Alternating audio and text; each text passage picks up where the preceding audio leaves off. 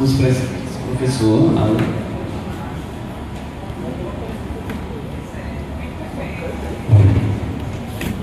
Oi. Alô. Bom dia a todos.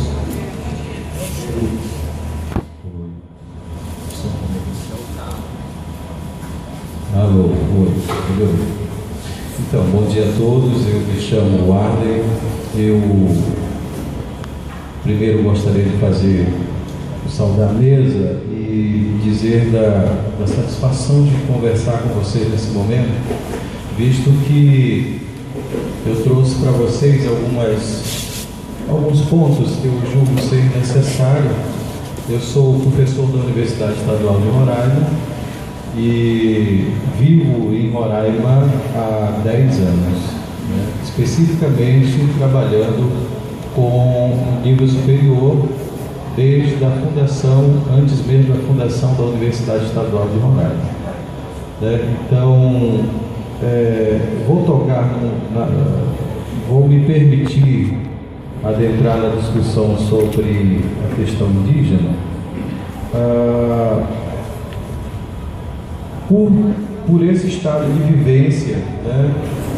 Especificamente em Roraima. Mas é um tanto delicado porque, querendo ou não, eu também sou um estranho nesse estado, assim como muitos outros que estão presentes aqui, né? Então, querendo ou não, como que se dá esse estranho, falando também de algumas vivências, né, nesse estado tão diverso que é o estado de Roraima. Eu digo isso porque, no primeiro ponto, é muito comum, por exemplo, quando se fala em questões indígenas, né, vários são os que assumem o discurso da questão indígena, né? E isso é fato porque quando eu saí daqui para apresentar uma proposta de dissertação numa universidade em São Paulo, o primeiro susto foi o estranhamento deles, né, em verem que um albino vem falar de questões indígenas em Roraima.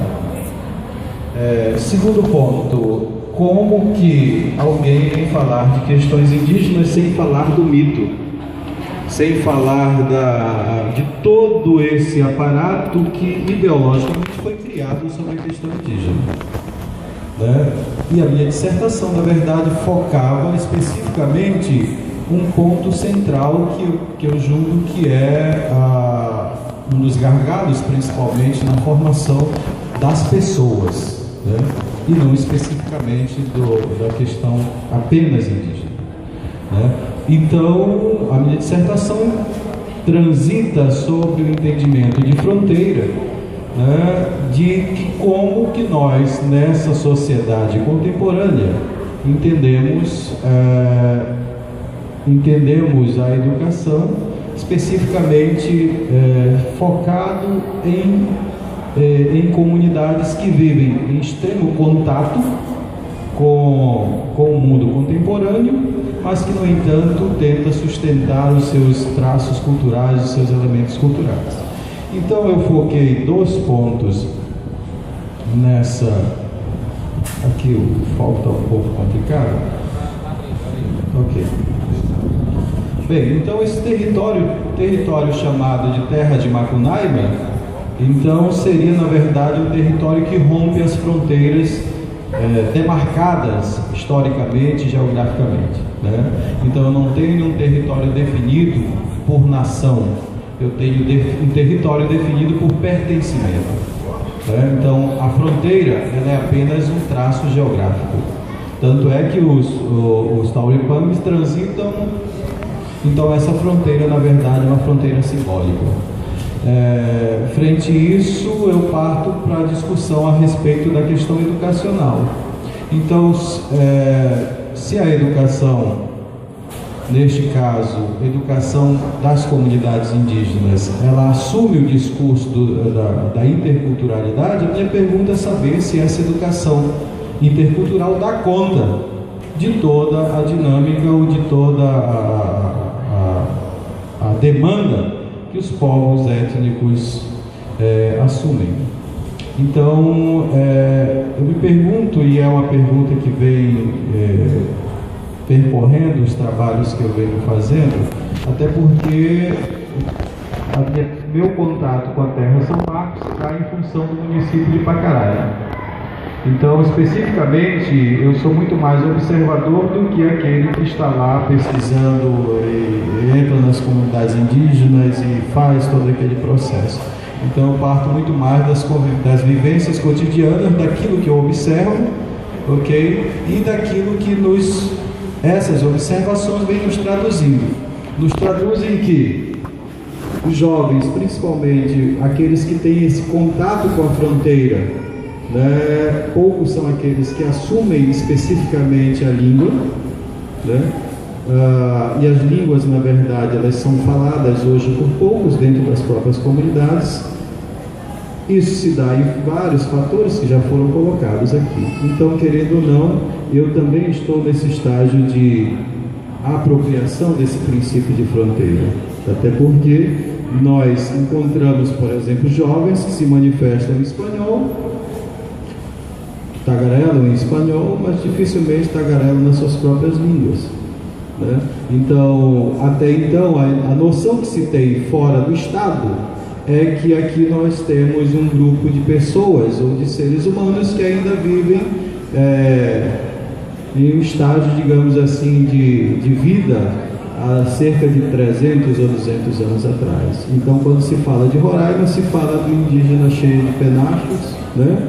Se fala do indígena ainda correndo à busca dos cavalos selvagens, e principalmente se fala do indígena vinculado ao Monte Roraima ou ao Macunaíma, né? Então é essa visão estereotipada que tem. No entanto, nós convivemos em uma sociedade de extremo, eu não entendo, digamos assim, mas no embate social, onde a resistência se dá através do princípio de demarcação de terras. A resistência se dá pela luta por uma educação que dê suporte ou dê sustentação às nossas demandas, mas que principalmente essa resistência se dá principalmente por e aí eu vou utilizar o termo que o professor utiliza, por uma sobrevivência física nessa região, né? Por uma sobrevivência física. E aí se dá por condições de vida, né? Condições de sobrevivência nessa terra. E neste caso eu não aponto apenas a questão dos povos étnicos, eu aponto também a questão daqueles que vieram para cá com uma política de assentamento rural e que passaram tempos e permanecem tempos e tempos também em busca dessa condição de sobrevivência física também nesse estado. E isso se comprova das diversos locais aí de assentamento rural. Bem, então a região do Alto São Marcos, você percebe também que não se dá apenas os traços culturais específicos dos mitos, das lendas, mas você tem também a presença das manifestações religiosas, você tem também a presença de historicamente, de várias manifestações religiosas que, querendo ou não, estão ali presentes e estão dinamizando a sua vida, ok? E isso não impede, por exemplo, de você encontrar uma placa que traduza a expressão ou em Macuxi ou em Taulepang, mas também traduza a expressão também em língua portuguesa ou em língua espanhola. E neste caso, você tem então uma sociedade ou um grupo social que se manifesta não apenas na sua língua, mas se manifesta também em outras variantes ou em outros dialetos, digamos assim. Bem, um ponto importante, e aí eu trago essa imagem, a imagem de uma escola.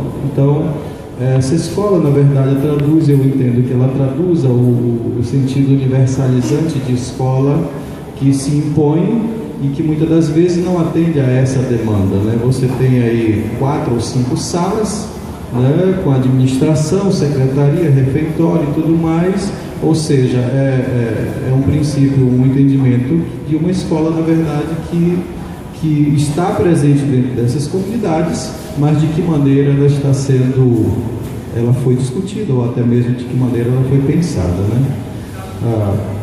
Eu faço menção aí ao movimento de resistência dos professores e educadores dos povos étnicos, até porque eu penso que é um dos grandes significativos de resistência intelectual também, né? Dentro dos manifestos de resistência dos povos étnicos. Eu trago essa outra menção apenas para ilustrar que essa fronteira, então, né, que nós demarcamos Brasil-Venezuela, na verdade é uma fronteira líquida, como diziam alguns autores, ou é uma fronteira borrada, né? E eu falo isso porque os movimentos de resistência, principalmente nesta região, são identificados e são automaticamente são conduzidos ao seu aniquilamento ou à tentativa, né, de evitar que ele permaneça. Isso se dá com a missão Catrimani, que em comparação com os povos das 7 missões no sul do país também vão estar presentes. Ou seja, tudo aquilo que se manifesta contrário a algo, né, principalmente ao poder do Estado, ele precisa ser também repensado, precisa ser também revisto. E isso faz jus à questão aí do que os nossos colegas anteriores a mim expuseram. Então, essa região não é uma região apenas de povos étnicos, essa região é uma região de extremo contato entre pessoas de diferentes etnias ou de diferentes nacionalidades. Aí você tem um holandês, né, transitando nessa região, como a 174 liga não só o Brasil à Venezuela. A Venezuela é o país de entrada, né? Ela é o país de entrada. E por essa região você tem aí diversos, constantemente, diariamente, você tem pessoas de mais diferentes nacionalidades transitando, né? Então, como que se dá esse contato hoje?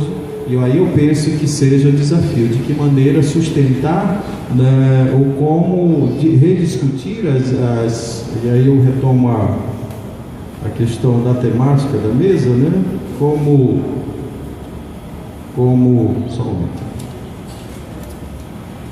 Como pensar essas políticas públicas, visto que nós vivemos em uma sociedade, principalmente essa região do Alto São Marcos, né, de extremo contato com outros povos, com outras línguas. Então, como que está sendo pensado? É interessante pensar uma universidade especificamente que atenda a essa demanda, é interessante pensar, ótimo, mas como vai se pensar? De que maneira nós estamos então caminhando para isso? Uma outra questão é se o nosso espaço também político, ele pode ser entendido também como um manifesto de resistência. Então, de que maneira o nosso entendimento político dentro desse estado social, né, ou dentro desse manifesto social, de que maneira nós também entendemos essas questões. Então, eu estou pontuando algumas imagens aí para que a gente pelo menos entenda que, pelo menos o que é o que eu pretendo, que a gente verifique que essa região específica do Alto São Marcos, ela não se diferencia de muitos outros estados, né? Passa pelo mesmo manifesto de conflito, passa pelas mesmas demandas também de outros povos, né? E que, no entanto, pouco se fala dessa extrema necessidade que se tem de pensar a escola ou as demandas sociais, mas a partir especificamente daqueles que sentem as dores, né? Então, eu acho que é interessante que nós pensemos esse espaço não apenas como um espaço apenas de debate, mas também um espaço de resistência e um espaço de demonstração de que outras possibilidades possam surgir. Quais outras necessidades? Eu penso que esses espaços que nós construímos hoje, especificamente na Universidade Estadual de Roraima, né, que é uma universidade que está hoje presente dentro dessa região, a região do Alto São Marcos, e também dentro da região da Raposa, né? É claro que os nossos trabalhos hoje começam a aparecer dentro da universidade, né? Principalmente focado. Alguns colegas nossos hoje já têm pesquisas dentro dessa linha de trabalho, mas são trabalhos que estão hoje começando a aparecer se nós formos comparar com outras instituições que estão presentes também dentro desse estado. Ok? Bem, então, nesse princípio, de que maneira nós podemos, então, discutir não apenas o princípio de identidade, né, mas o princípio de sobrevivência física nesse espaço. Como que nós, além do mito, podemos apontar também para a necessidade humana. A necessidade humana de sobrevivência nesse espaço, né? Que não perpassa apenas pelo procedimento de demarcação, perpassa principalmente pela manutenção desse espaço, ok? E aí eu faço jus à fala que os meus colegas me antecederam, ok? Bem, eu me restringo a esse ponto e agradeço a oportunidade. Espero em outros momentos também poder talvez ajudar de uma outra forma. Obrigado, bom dia a todos.